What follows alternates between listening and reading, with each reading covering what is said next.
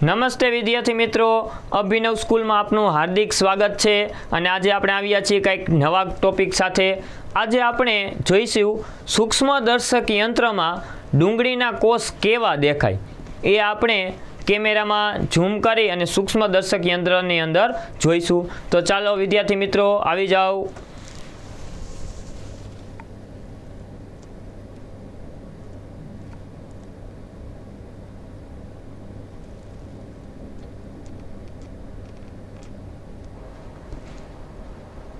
વિદ્યાર્થી મિત્રો તમે જોઈ શકો છો કે સૂક્ષ્મદર્શક યંત્રની અંદર કોષ કેવો દેખાય છે એ આપણે ઝૂમ કરી અને જોયું।